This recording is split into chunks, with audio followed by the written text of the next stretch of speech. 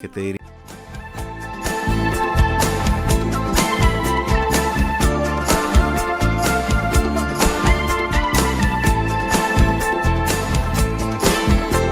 دورت كتير على شيء يسعدني، حاولت الاقي حاجة تشبعني، وفضلت تايه في الدنيا هايم، قلبي لسه عطشان.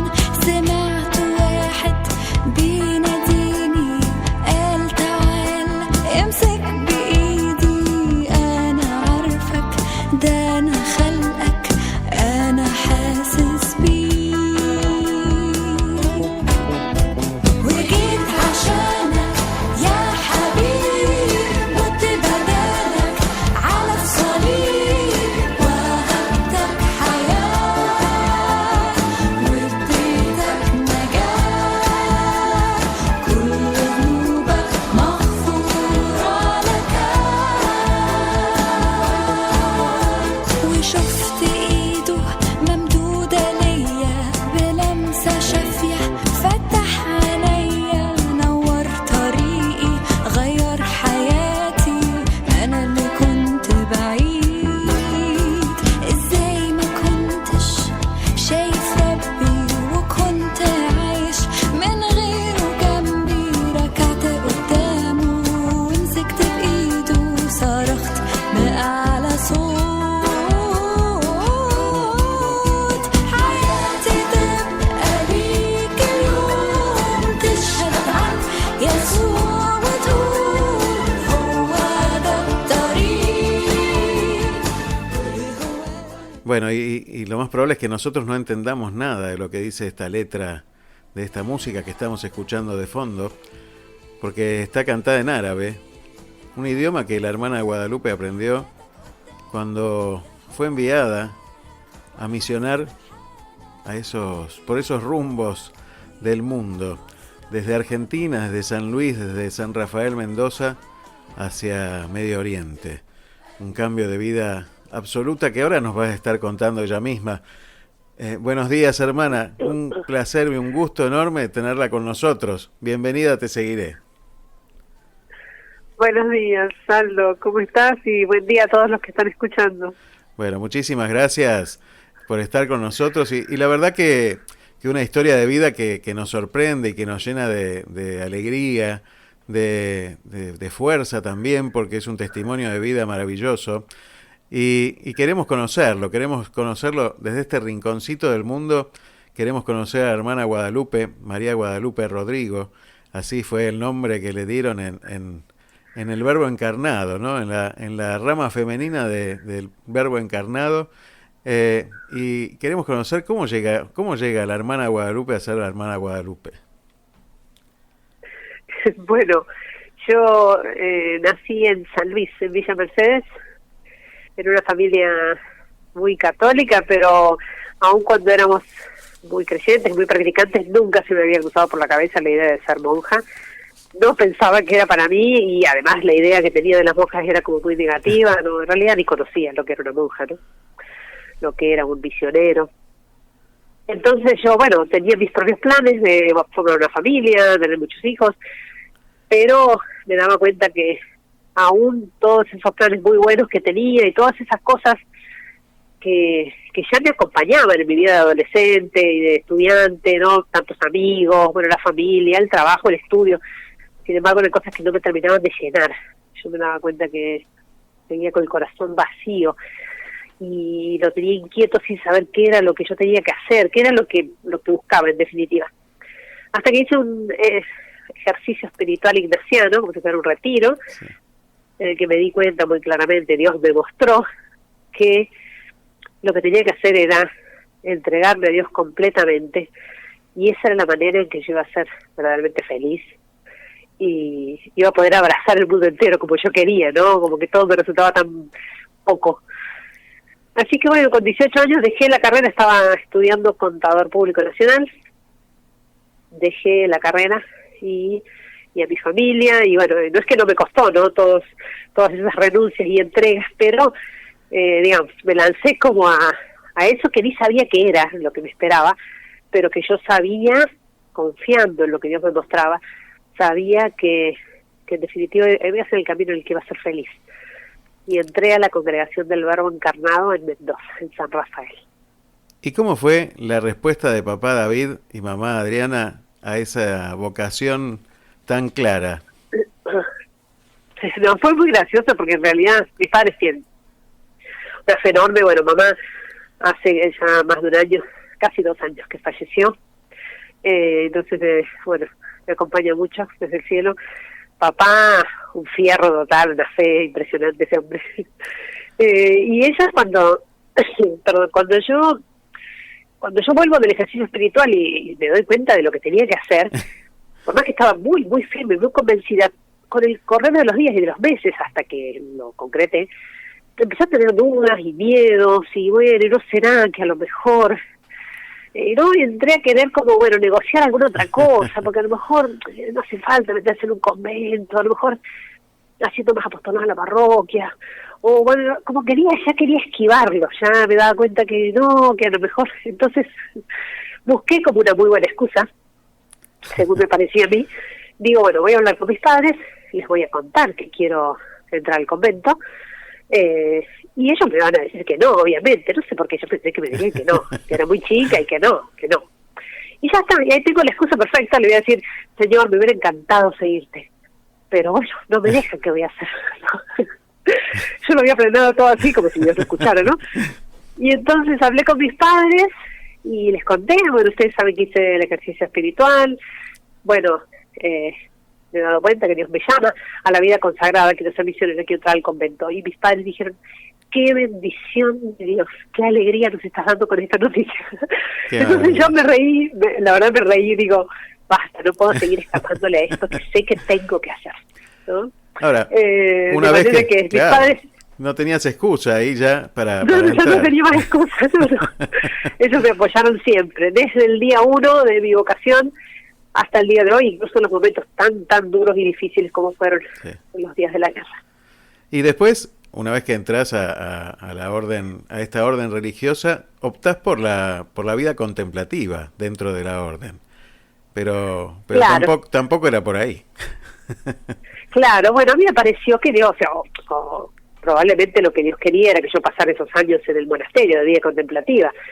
Evidentemente no fue un desperdicio, ¿no? Por supuesto. Entonces yo, bueno, pedí entrar al monasterio, a la rama contemplativa de clausura que tenemos en la misma congregación, y estuve ahí 3 años pensando que, bueno, que eso era lo que Dios me pedía y que iba a estar ahí siempre. Digamos, Dios siempre me sorprendió con sus planes.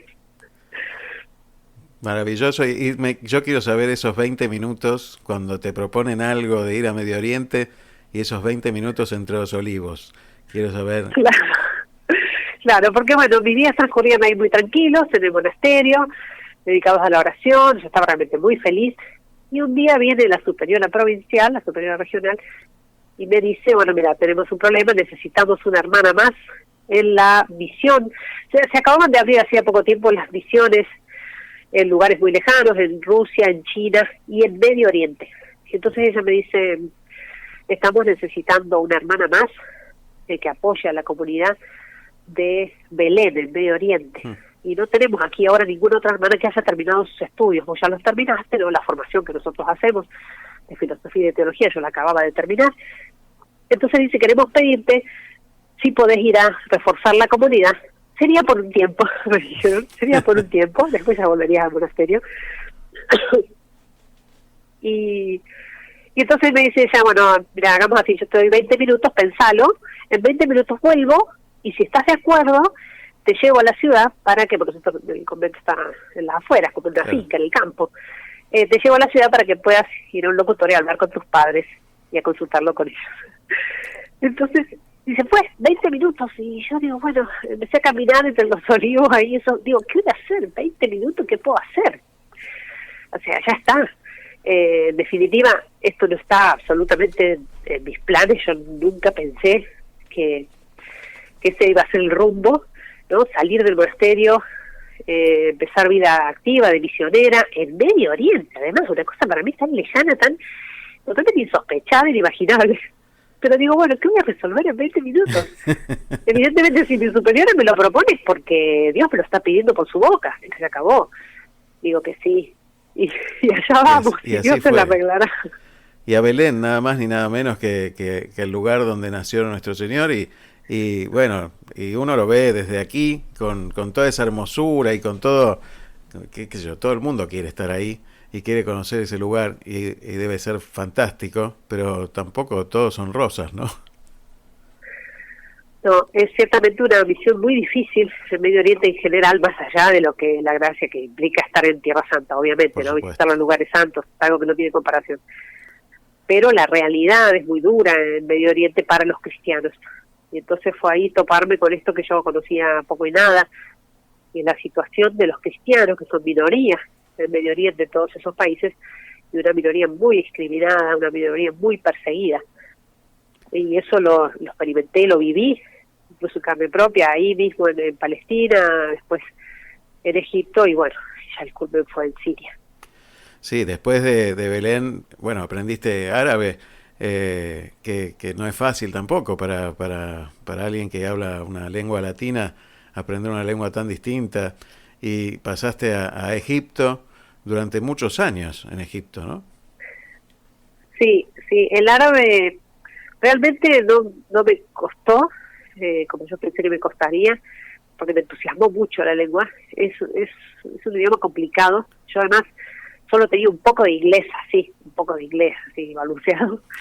Y bueno, y me dediqué durante 2 años, junto con las demás hermanas, sacerdotes que llegábamos a la misión, al estudio intensivo del idioma clásico, o sea, para leer y escribir. Además de eso están los dialectos que se hablan, Claro. que son distintos en cada país, ¿no? Y después cuando pasé a Egipto, entonces tuve que aprender el dialecto egipcio, y así, en cada país en los que tenemos misiones. No es que se hable el mismo árabe en todas partes. Y en Egipto, la Sí. verdad que la historia es, bueno, la verdad que invito a la gente a leer el libro después, pero tremendo la cantidad de kilómetros que has recorrido en Egipto, ¿no? Sí. De Egipto realmente es como un viaje en el tiempo, ¿no? Lo de Egipto es otro mundo, una cultura tan distinta, también con sus atractivos, por supuesto, porque es realmente una aventura vivir ahí. Sí. Y también fue difícil, implicó para nosotros muchos sacrificios. De hecho, fueron 12 años que yo estuve en Egipto, en una misión muy, muy intensa, porque la obra creció muy rápidamente, en obras, en hogares para niños, para adolescentes, para discapacitados, pero tenía que viajar mucho, bueno, viviendo en las condiciones en las que allá se vive, ¿no? Entonces, bueno, eso deterioró bastante mi salud, pero bueno, son años de misión que uno no cambia por nada. Y en Egipto hay una marca que también la tiene usted en la muñeca, que es la cruz copta, ¿no? Que tienen Sí. los cristianos egipcios, y esa unidad que bueno, que también en eso se siente, y es como una garantía de fe, ¿no? Eso es como decir, bueno, si yo flaqueo en algún lado, que se sepa que soy cristiano, ¿no? Porque eso es difícil, enfrentar las situaciones terribles, no solo de discriminación, que eso es lo más frecuente, sino de vida y muerte, ¿no? Ahí. Exactamente, uno podría pensar que, bueno, si hay tanta dificultad y discriminación y persecución, uno tendería quizás a disimular su fe, a camuflarse entre los demás, a que no se note que soy católico, cristiano, pero allá es al contrario, ¿no? Ellos sabiendo lo que significa, lo que implica ser cristianos, ¿no? Porque así como vos decís, no es solamente la discriminación en el trabajo, en la vida social, en la vida civil, sino el tema de la persecución directa, la muerte, porque de hecho mueren cristianos en Egipto desde que existe el Islam ahí, desde que el Islam entró, o sea, hay mártires.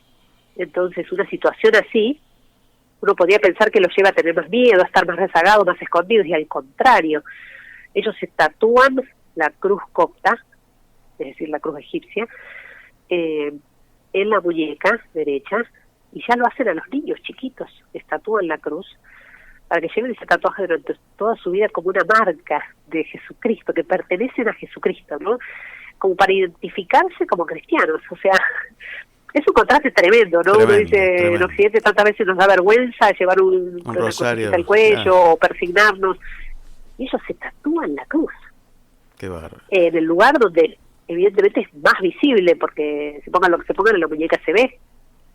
Sí. Entonces, el hecho de identificarse como cristianos y el hecho de mantenerse firmes, dicen ellos, al momento del posible martirio, ¿no? Que la Sí, cruz sí. que llevan en la carne les recuerde a quién pertenecen. Tremendo, tremendo. Yo leía ahí por algún lado una anécdota que contabas de un viaje en colectivo que se veían las muñecas agarradas al pasamanos y se saludaban los cristianos, ¿no? Qué linda unidad de los cristianos. Claro, porque eso también. da mucha fuerza, ¿no? Claro. Digamos, una situación así donde somos minoría, y da fuerza, mucha fuerza, ¿no? Vos en un colectivo, estamos apiñados de personas y hay 3, 4 que te señalan, que te hacen señas, ¿no? Es como un código, ¿no? Y eso fortalece. Qué maravilla. Es realmente un testimonio hermoso. Qué maravilla. Y bueno, estabas con algunos problemas de salud y entonces pediste el traslado y pensaste en un lugar tranquilo, en un lugar donde los cristianos tuvieran un poco más de tranquilidad y pediste el traslado a Alepo, a Siria. Sí, en realidad yo siempre he sido de muy floja salud, hasta el día de hoy. Ahora estoy, ya no me doy cuenta, tengo una alergia tremenda.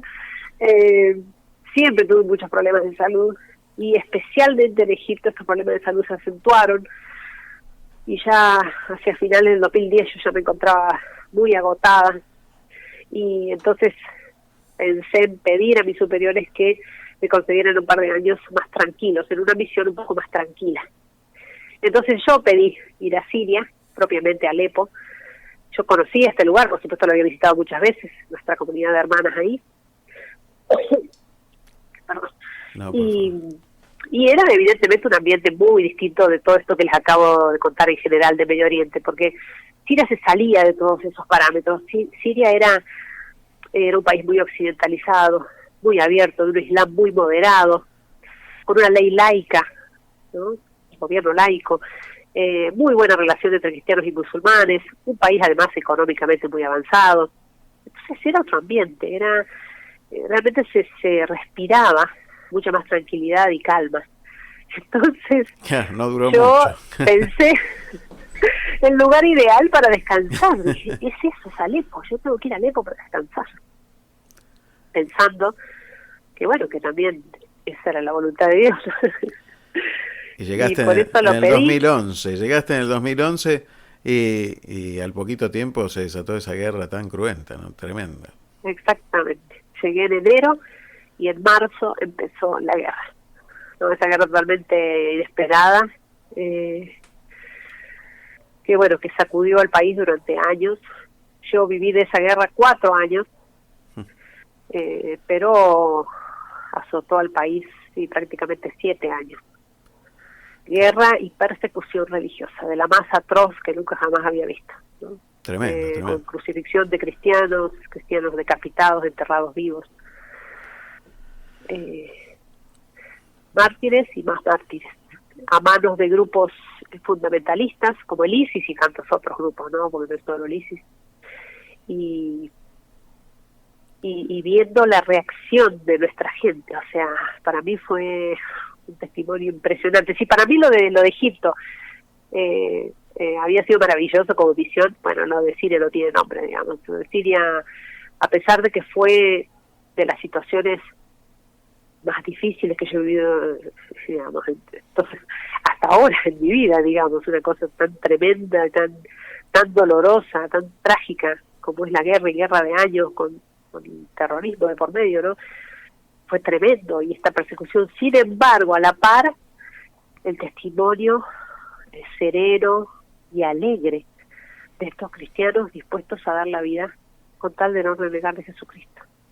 Tremendo. Uno se acuerda de los 3 jóvenes que caminaban en el horno, ¿no? Cuando lee un poquito esto de los mártires actuales, de los primeros cristianos que fueron llevados a la muerte y al martirio. Y uno pensaría desde este occidente tan lejano, podría ser cercano, porque hoy las redes permitirían esta cercanía, pero tan lejano, porque en los medios no se habla jamás casi de esto. Y lo que se habla rápidamente y muy poco. Y la verdad que es importante conocer esto que está pasando hoy sigue pasando, es una realidad de hermanos nuestros, de gente que podríamos ser tranquilamente nosotros, porque hoy la persecución al cristianismo es total en todo el mundo, pero es diferente en algunos lugares, por supuesto, ¿no? Donde se piensa en la muerte, me imagino yo, varias veces por día, ¿no? En plena guerra, digo, esa realidad de la muerte está presente plenamente varias veces por día, ¿no? Ciertamente. Y es una realidad, como vos decís, silenciada, ignorada por los medios de comunicación al menos, porque esto no es algo nuevo, no es de ahora, y esto, con respecto a Siria o Irak, por ejemplo, desde el 2011 tenemos mártires todos los días. Esto nunca ha sido noticia, ¿no? Y la idea, como decía, todavía hay que conocerlo, hay que darlo a conocer, tampoco porque a nosotros nos interese, no sé, alimentar curiosidades, ¿no? Decir, claro, bueno, esto se tiene que saber, o buscar una justicia humana, ¿no? No, es que este testimonio se tiene que conocer porque este testimonio fortalece a los cristianos de Occidente para enfrentar también la persecución que ellos están sufriendo, que se sufre también en Occidente, como vos decís, de otra manera, ¿no? No será con la misma intensidad o de la misma forma, pero es ataque al fin, es persecución a la fe, a Jesucristo, al cristianismo, a la vida, a la familia. Entonces los mártires de Medio Oriente iluminan, ¿no? esta situación para nosotros, nos dan una fuerza y un ánimo. Yo cuando volví de Siria en el 2014, hacia fines del 2014, por una cuestión de salud de mi familia, tuve que volver por pedido de mis superiores, y empezó todo esto de dar testimonio, de contar desde el 2015 en adelante. En muchísimos lugares, distintos ambientes, toda clase de auditorios, acá en Argentina, en otros países, o sea, la sed también que hay de testimonios, de testigos, o sea, la gente tiene necesidad de referentes, de testigos, que es lo que nos falta en el día de hoy, ¿no? Los jóvenes necesitan referentes. Sin duda. Los jóvenes necesitan tener un ideal alto, y claro, los mártires marcan muy alto el ideal, ¿no? Darlo todo. Claro, darlo todo por amor. Ni más ni menos, ¿no? Darlo todo, pero de verdad, ¿no? Porque uno a veces le pasa como Pedro antes de ser crucificado, es decir, yo doy todo, pero al rato estamos rechazándolo, ¿no? Entonces, claro, estas traiciones diarias que todos tenemos y que por las que todos pasamos, cuando uno ve testimonios tan fuertes, tan claros, son importantes para uno mismo, justamente para todo el Occidente que está atravesando esta situación de también de discriminación, donde se pierden los valores fundamentales como la vida misma, como el derecho a la vida misma, ¿no? Sí. Y uno no lo puede creer. Y yo a veces pienso, y escucho a algunos políticos y a alguien que habla, sin entrar en política, por supuesto, pero escucho cuando dicen, pero yo soy católico, y claro, y entonces yo digo, por favor, no digas más. No seas tan católico. Entonces, sí, porque eso es peor en definitiva. Claro, porque confunde más. Entonces, claro, por eso es tan claro el testimonio de la gente que está en Siria, de la gente que está en Irak, los cristianos que están en Irak sufriendo hoy esta persecución, estas decapitaciones, secuestros. Los sacerdotes, ayer leía noticias desde Irak con sacerdotes que están siendo secuestrados y obligados a firmar declaraciones diciendo que no van a apoyar al ejército que defiende, que trata de estabilizar las cuestiones. Es terrible esta realidad que sucede hoy en pleno siglo XXI, y que más allá de la información que uno pueda pedir, ese testimonio nos ayuda a nosotros a decir, ¿yo por qué me tengo que esconder de ser cristiano? A mí muchas veces me acusan que este programa es religioso, y la verdad que sí, en cierta manera es religioso, pero es absolutamente laico, o sea, y sí, yo no me puedo descolgar el saco de ser cristiano para hacer el programa o para hacer cualquier actividad de mi vida, porque una vez que uno se encuentra con Cristo, es difícil esquivarlo. Tal cual, es que eso que vos decías es muy cierto, porque a veces tenemos la tendencia en Occidente de pensar que nuestra fe, nuestro cristianismo, nuestro catolicismo se tiene que limitar a las cuatro paredes de la iglesia, o porque en mi casa rezo el rosario y en el resto de mi vida me comporto como un pagano, como un mundano, en mis conversaciones, en mi forma de vestir, en mi forma de hablar, no, o sea, si soy cristiano significa que imito a Jesucristo, y por lo tanto mi persona sola, aunque no abra la boca, tiene que hablar de Jesucristo. Eso es ser verdadero cristiano, ¿no? Entonces me parece muy bien, yo te aliento a seguir adelante así, o sea, uno no puede, es que uno no puede, no puede negociar esto, porque se trata de una identidad que uno asume plenamente y libremente, por otra parte, ¿no? Entonces no se puede estar negando la identidad o recortándola por el hecho de no incomodar a otro o de no chocar con otro que no piensa igual. O sea, si no estamos atacando a nadie, simplemente estamos manifestando cuál es nuestro gran amor, o sea, que nuestro amor es Jesucristo. ¿Y cuál es el problema de decir eso? No, y que aparte si uno tiene una buena noticia como semejante buena noticia esta es, ¿cómo no la va a transmitir a la gente que uno quiere, ¿no? Exactamente. Ahora, el mundo nos invita a decir, bueno, no, pero hay que respetar a todo el mundo y hay que aceptar todas las... Y está muy bien, y me parece fantástico, pero también uno debe exigir que se respete, ¿no? Y hoy uno ve que este paganismo se difunde y se manifiesta en diferentes cuestiones, y entonces empiezan a sacar imágenes desde los juzgados hasta los colegios. Bueno, yo doy clases en una facultad católica y prácticamente no se habla de Dios, ¿no? Entonces, Claro. es como que tenemos por este lado del mundo, es como que tenemos cierto miedo, cierto temor a avasallar algún derecho. Y la verdad que es esto que vos decís, hermana, es vivir, bueno, yo no estoy ni lejos, ¿no? De vivir esta vida cristiana como el mismo Cristo, ¿no? Pero bueno, no es fácil, pero nadie dijo que iba a ser fácil, pero es hermoso. Claro, exactamente. Estamos siguiendo a Jesucristo, que fue el primer perseguido, así que tampoco tenemos que sorprendernos de que el mundo reaccione ante el testimonio de un cristiano verdadero, ¿no? Porque evidentemente el mundo tiene criterios contrarios a los criterios evangélicos, entonces el choque frontal va a ser inevitable, ¿no? Y Jesucristo lo predijo, además, vosotros no sois del mundo. Entonces, yo creo que es tal cual como decís, que es una gran paradoja. Hoy estamos en la era de las comunicaciones, y como decíamos recién, esto que está sucediendo con los mártires no se conoce, ¿no?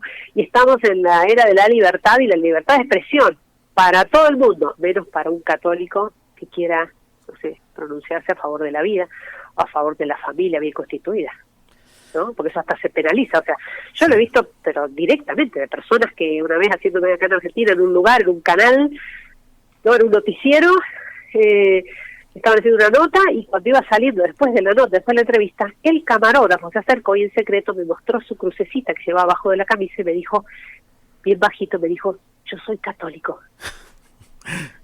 Y se la volvió a esconder, dice, pero si lo muestro, me echan. Y se volvió a cerrar la camisa, es decir, él no podía ni siquiera llevar la crucecita, porque peligraba su trabajo. ¿De qué estamos hablando? ¿Eso es la libertad en la que vivimos? Es una vergüenza. Tal cual.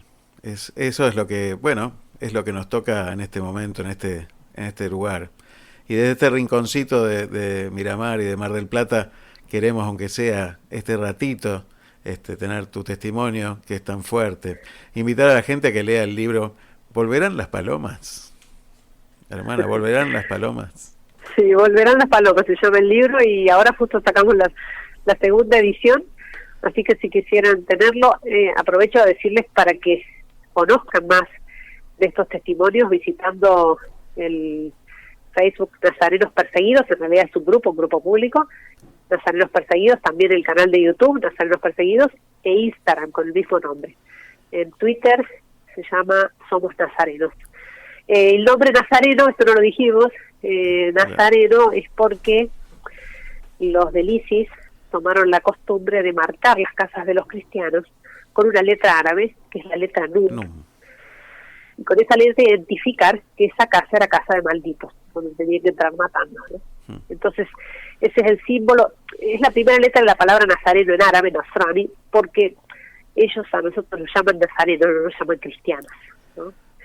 Entonces, esa letra, que para ellos es el símbolo de la maldición, se transformó en el símbolo de los mártires, de los cristianos perseguidos. Y entonces, bueno, surge este movimiento de laicos que empieza acá en Argentina, pero se difunde en muchísimos países, de gente que se quiere comprometer en esta causa, a través de la oración sobre todo, y se hacen llamar nazarenos, ¿no? Nazarenos perseguidos se llama el movimiento, y rezan por los cristianos perseguidos y difunden su testimonio, ¿no? Como dijimos, para hacerle llegar a más almas, porque en definitiva son los mártires los que están consiguiendo gracias de conversión impresionantes en todo el mundo por su testimonio. Así que yo los animo a que visiten estos sitios y a que se interesen, que se informen y que lo difundan para que llegue a más personas. Una letra NUM que tiene dibujada la Sagrada Familia en la letra. Me encantó la incorporación de la Sagrada Familia en esa letra, ¿no? Sí, como logo del movimiento. Exactamente, sí. Hermoso. Y la verdad que yo quisiera cerrar, porque sé que tenés muchísima actividad, con una frase que iniciás en el libro, que dice: a mis padres, en agradecimiento por el libro, a mis padres que con su vida me enseñaron aquello por lo que se debe vivir, y a los mártires que con su muerte me mostraron aquello por lo que se debe morir. Maravillosa frase, la verdad que es una belleza. Y bueno, la verdad que agradecerte, hermana. Yo te querría hacer cantar el Bajo tu amparo, pero sé que estás con todos y no quiero exigir tu garganta y tu lo tengo grabado, así que después lo voy a poner cuando salga. Bueno. Pero bueno. Ay, es que estoy muy mal últimamente con la alergia, me tiene mal estos días, así que disculpen también por la voz así tan es una maravilla cortada. Tenerte con nosotros, y querríamos tenerte muchas veces más. Y bueno, escuchar tu testimonio siempre. Y quisiera mandar cuando quieran, Aldo.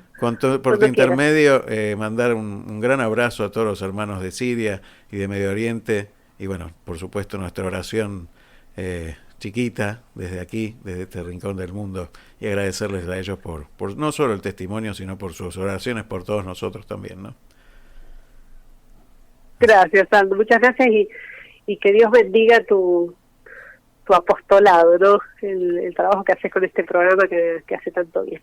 Bueno, te agradezco por esta oportunidad. Muchísimas gracias para vos, para Azul también, un beso muy grande, que fue quien intervino en toda esta tratativa de poder sacarte al aire. Muchísimas gracias. Gracias, Aldo. Que tengan un hermoso día. Dios los bendiga. Y feliz Día del Padre para tu papá David mañana.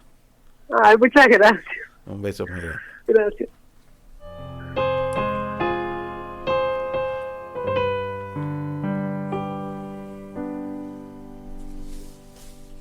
في ظل حمايتك نلتجئ يا مريم، لا تردي طلبتنا عندما ندعوك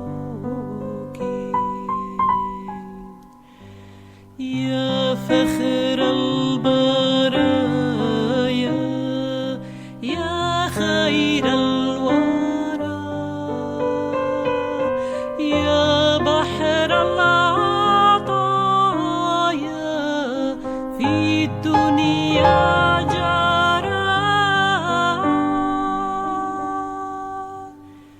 في ظل حمايتك نلتجئ يا مريم، لا تردي طلبتنا عندما ندعوك.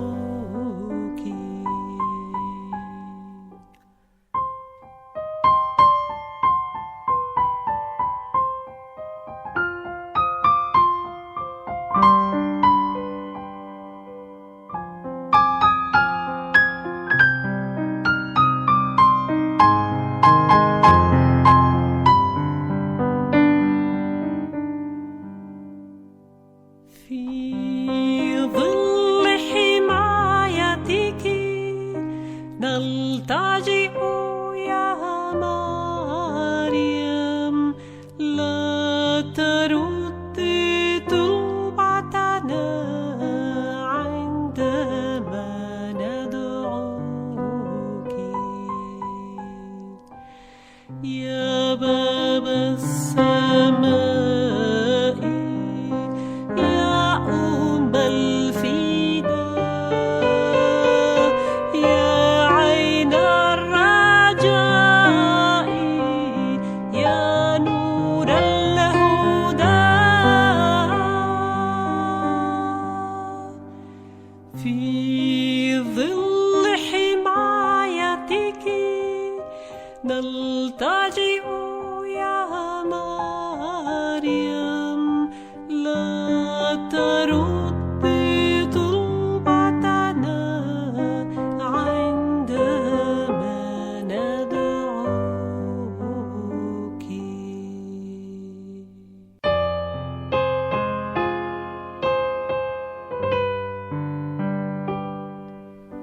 Y esta oración, la más antigua que se conoce, el himno más antiguo que se conoce a la Virgen María, te lo voy a traducir.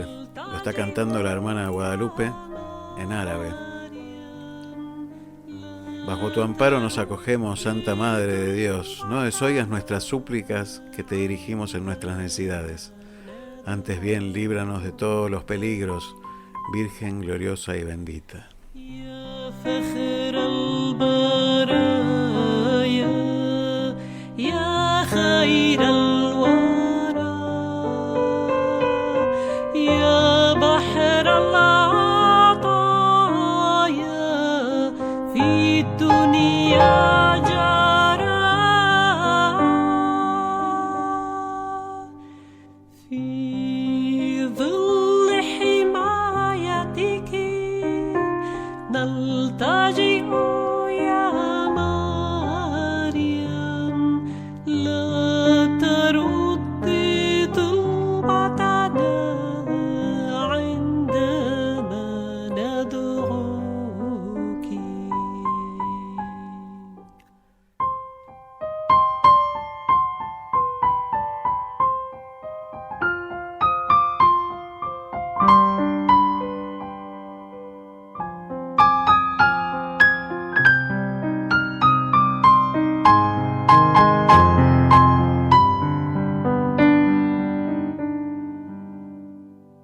في